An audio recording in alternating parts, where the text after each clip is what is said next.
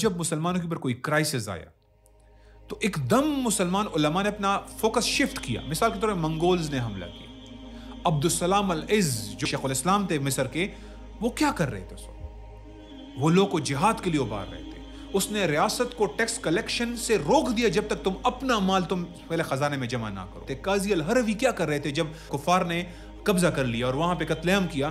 وہ بغداد میں گئے اور دربار میں جا کے اس نے خلیفہ کو اکاؤنٹ کیا کہ تم یہاں بیٹھ کے آرام کر رہے ہو. مجدد الافسانی, انہوں نے کیا رول پلے کیا؟ کیا انہوں نے وہی نماز روزہ زکوٰۃ کی طرف ہی فوکس کیا؟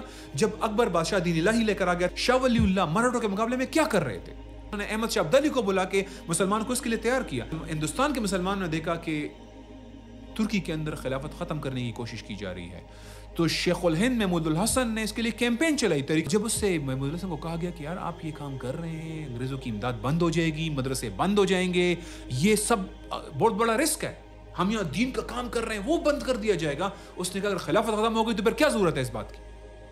یہ کلیئرٹی تھی, یہ فوکس تھا. تو اس سے پہلے بھی رمضان میں مسلمان عبادات طرف جاتے تھے, علماء جو ہے وہ ذکر اذکار اور اس کی فضیلت بتاتے تھے, لیکن وہ جیسے اجتماعی معاملات پہ ذرا سا کوئی مسئلہ آتا ان کا سارا فوکس شفٹ ہو کے اجتماعی معاملات کی طرف چلا جاتا تھا.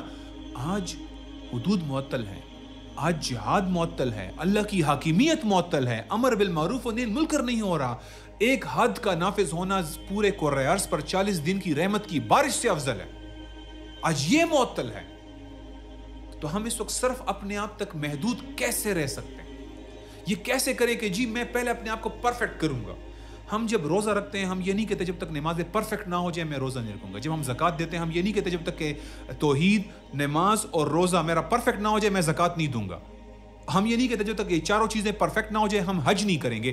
ہم نے یہ شرطیں کہاں سے لگا دی کہ اجتماعی معاملات کے لیے پہلے اپنے آپ کو مسٹر پرفیکٹ بنانا پڑے گا, اس کے بعد کوئی اگلی بات ہوگی. یہ ہے وہ مسٹیک, جو مس انڈرسٹینڈنگ ہے, جس کو ہمیں کریکٹ کرنا چاہیے.